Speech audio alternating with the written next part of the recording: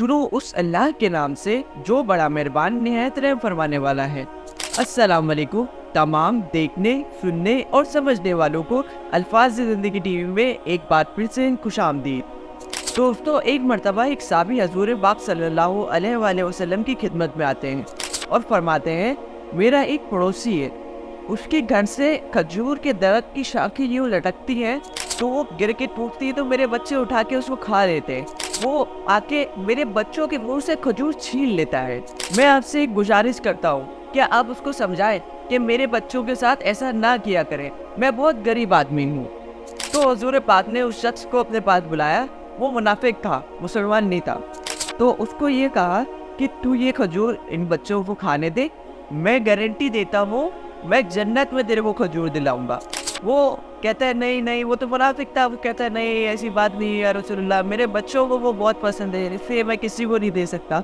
और वो वहाँ से उठ के चला गया। एक सहाबी वहाँ बैठे थे तो वो फरमाने लगे, या रसूलुल्लाह सल्लल्लाहु अलैहि वसल्लम, अगर ये खजूर मैं ले दूँ तो मुझे जन्नत में खजूर मिलेगी? हमारे नबी ने कहा, जी बिल्कुल मिलेगी। उस सहाबी का नाम है अबू दाहदा। आपने कहा, हाँ तू मुझे लेके देते, मैं तेरे को जन्नत में लेके दे दूंगा। तो वो सारी उसके पीछे चले गए। ए भाई बात सुन, कितने में देगा? उसने बोला, जा जा, मैंने रसूल पाक को नहीं दी, तुझे दूंगा। वो कहते हैं, तू मुंह से बोल कितना चाहिए। तो उसने जान छुड़ाने के लिए कहा, इस अपनी सारी खजूर दे दे और ये एक खजूर ले जा। यानी सारी खजूर से मेरा मतलब है अपना पूरा बाग दे दे और ये एक खजूर का दरख्त ले जा। उस साहबी ने कहा, ठीक है, डन है, मुकरेगा तो नहीं, अपनी जबान से फिरेगा नहीं? उसने कहा, मैं पागल थोड़ी हूँ जो फिरूंगा। उसने बोला, डन है। वो या रसूलुल्लाह सल्लल्लाहु अलैहि वसल्लम के पास भागे आए, कहा मेरे को खजूर मिल गई।